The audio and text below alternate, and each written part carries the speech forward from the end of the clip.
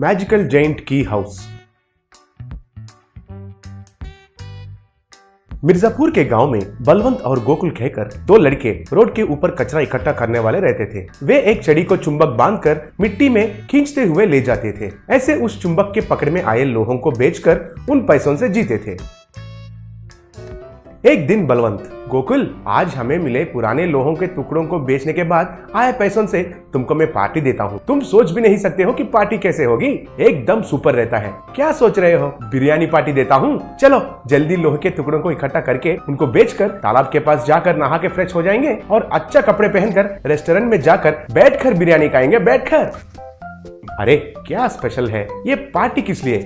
आज मेरा जन्मदिन है यार, इसलिए मस्त पार्टी मनाएंगे।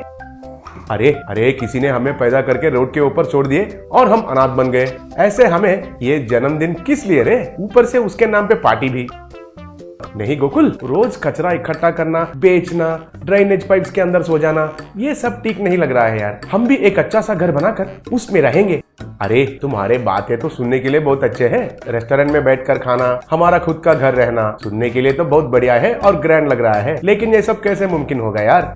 वो मुझे मालूम नहीं है, बस मैंने ऐसा सोचा अगर तुम्हें पसंद है तो रेस्टोरेंट में बैठकर बिरयानी खाएंगे।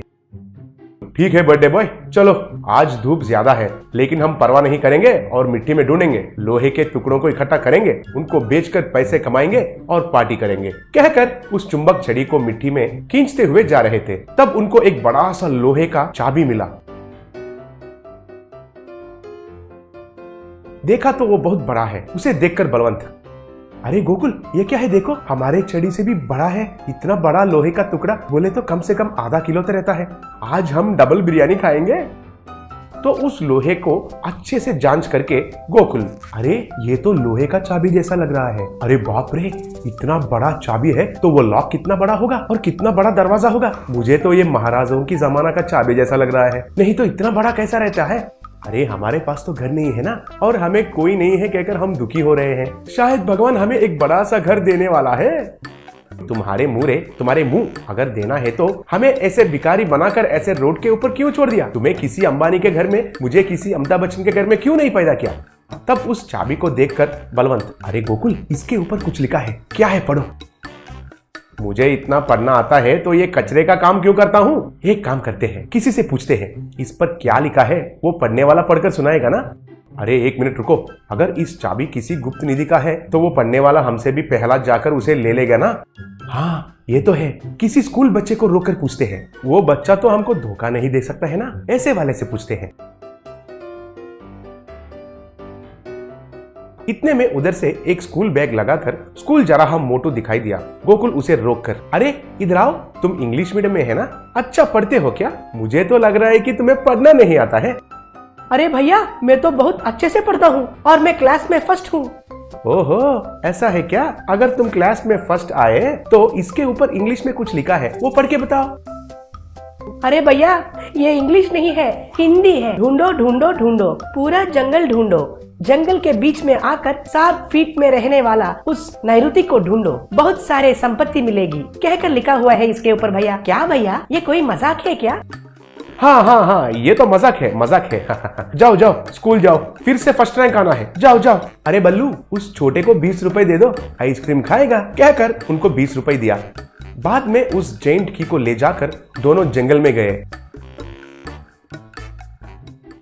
अरे हम जंगल के बीच में पहुंच गए। अब इधर से ये नैऋति 60 फीट में है। अरे ये नैऋति क्या होता है? अरे उस छोटू से पूछना था ना। अब देखो हमारा जिंदगी अब कुत्ते का जिंदगी बन गया है। अब ये नैऋति क्या है पता नहीं है और हम उसे कैसे ढूंढेंगे? ऊपर से इस जंगल में किस कोने से कौन सा जानवर आकर हम पर वार करेगा कहकर मेरा सुसु भी निकल रहा है। अरे तुम ऐसे डाउट्स पहले पूछना था ना रे। अब हमें फिर से गांव में जाकर उस मोटू से कब पूछेंगे और फिर कब जंगल में आएंगे? सब बेकार में चला गया, कह रहा था।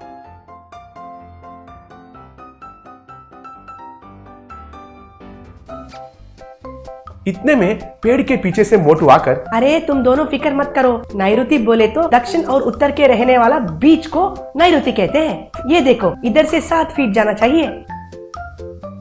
अरे वाह तुम तो सुपर हो, लेकिन तुम इधर कैसे आए? आप कुछ करने वाला है कहकर मुझे पता चला, और वो क्या है पता करने के लिए आपका पीछा किया। अरे मोटू के बच्चे, इस मोटू को हम बिल्कुल विश्वास नहीं करना चाहिए। पकड़ो, इसको छड़ी से मारेंगे। जाने दो यार, अगर मोटू इधर नहीं आया तो हमें उस नैऋति के बारे में कैसे पता चलेगा। पहले उस नैऋति के पास जाएंगे, चलो।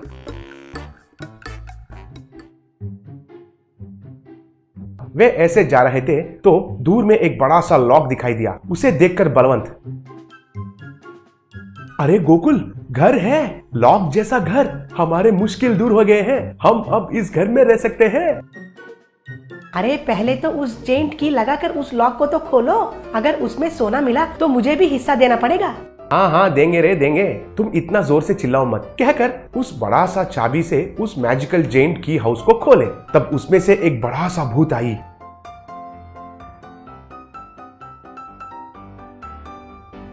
और मोटू को खींचकर अंदर लेकर चली गई। बलवंत और गोकुल दूर भागकर देख रहे थे। अरे हम तो जैसे भी बच गए, लेकिन उस मोटू का क्या होगा?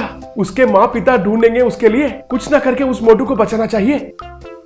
बाप रे, बचाना कुचाना कुछ भी नहीं, तुम जाओ। उस भूत को नहीं देखा क्या? कितना बड़ा है। उस मोटू को अब तो बिरयानी बनाकर खा लिया होगा। इतने में मोटू उनके पॉकेट्स में सोने के सिक्के भरकर बाहर आया। अरे मोटू, तुम बाहर कैसे निकले? वो भूत तुमको कुछ नहीं किया क्या? नहीं, वो तो मुझे कुछ नहीं किया। ऊपर से ये देखो, मेरे जेब में पूरे सोने के सिक्के भरकर भेजी है। आप भी जाओ। उस भूत को किसी ने इस मैजिकल जेंट हाउस में बंद करके रखे थे। इतने सालों के बाद उनको हमारे वजह से ही मुक्ति मिला है, इसलिए मुझे बहुत ढेर सारा सोना दिया।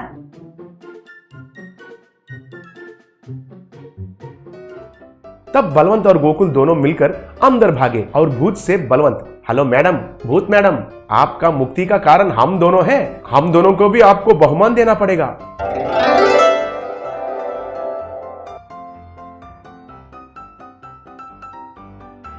तब भूत आकर उन दोनों को बहुत सारे सोने के सिक्के दिया।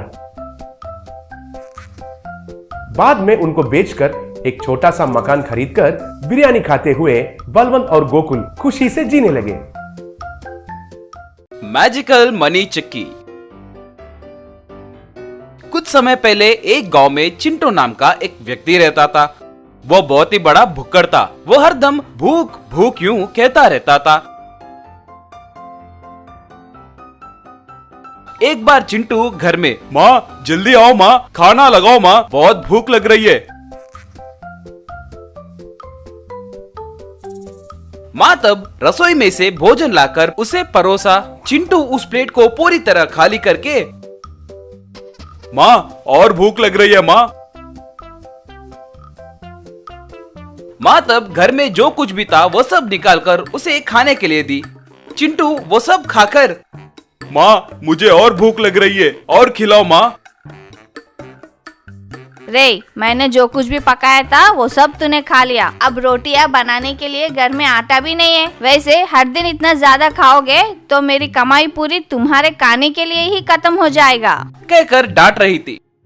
तो तुम और ज्यादा मेहनत करो माँ, और पैसे कमाओ। मुझे और ज्यादा काम करने के लिए बोल रहे हो? वैसे तुम्हें काम करना चाहिए। आपको क्या चाहिए? मुझे काम करना है, बस उतना ही ना? ठीक है, कल से मैं काम करने जाऊंगा, मगर तुम्हें हमेशा मुझे जितने रोटियां चाहिए उतने रोटियां बनाकर देने होंगे। माँ ठीक है बोली। अगले दिन चिंटू जिधर भी जाता तो उसके मोटापे को देखकर उसे कोई भी नौकरी नहीं देता था।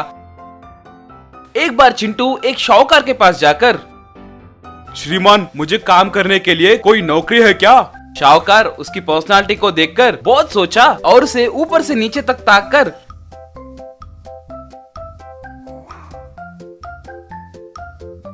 ठीक है मैं तुम्हें नौकरी दूंगा। तुम्हें इस ट्रैक्टर में से बोरियां निकालकर मेरे गोडाउन में डालने होंगे। कितने पैसे चाहिए बोलो? श्रीमान मुझे पैसे नहीं चाहिए, मुझे पेट भर के खाना खिलाइए बस। शाहूकार मन में, ये कितना खाता होगा सोचकर, ठीक है तुम जितना खाओगे उतना भोजन ले लो। बस चिंटू उस ट्रैक्टर में से बोरियों को निकाला और गोडाउन में फटाफट डाल दिया।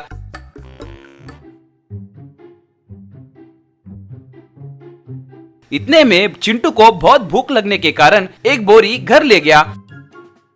अगले दिन शाहूकार बोरियां गिनने लगा और उनमें से एक बोरी कम हो रहा था। अरे चिंटू, एक बोरी कैसे कम हुआ? श्रीमान, उसे मैंने ही लिया है। आपसे मैंने पहले ही कहा था कि मुझे जितना भूख लगे उतना सामान मैं लेकर जाऊंगा कहकर। अरे तुमने मुझे बर्बाद कर दिया। अगर तुम यहाँ रहोगे तो मेरा व्यापार बर्बाद हो जाएगा। कहकर उसे नौकरी से निकाल दिया। चिंटू बहुत दुखी हुआ और पता नहीं, मैं एक तरफ मेरे माँ को परेशान कर रहा हूँ और दूसरी तरफ नौकरी भी ठीक से नहीं कर पा रहा हूँ। मुझसे नहीं होगा। यूं बहुत दुखी होकर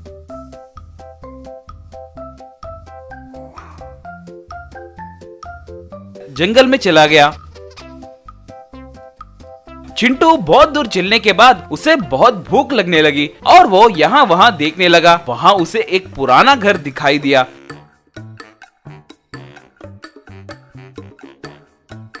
चिंटू उस घर के पास जाकर देखा कि उसमें एक बड़ा सा राक्षस दिखाई दिया। चिंटू उसे देखकर दंग रह गया। वाह वाह, बल्ले बल्ले, मेरा भोजन मिल गया।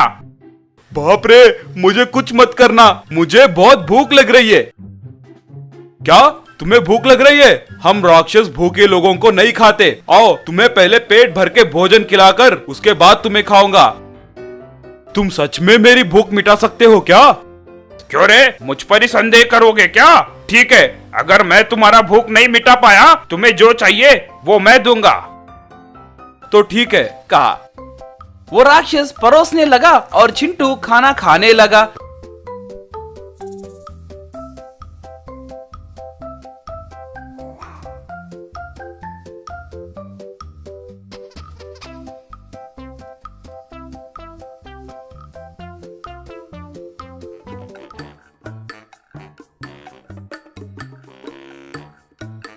राक्षस परोसते परोसते थक गया।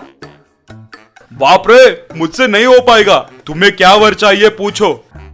मेरे वजह से मेरी माँ बहुत परेशान हो रही है। मेरी माँ की कमाई पूरी मेरे खाने के लिए ही खत्म हो जा रहा है। इस समस्या का कुछ समाधान दो। जम जम भला रे भम भम। बस एक जादुई चक्की प्रत्यक्ष हुआ। ये लो, इस चक्की को तुम जितने बार पीसोगे इसमें से उतने पैसे आएंगे। उन पैसों से तुम अपने भूख को मिटाओ और तुम्हारा माँ का भी अच्छे से ख्याल रखना, कहकर गायब हो गया। चिंटू बहुत खुश होकर उस चक्की को घर ले गया। जो भी था वो सब अपने माँ को बताया।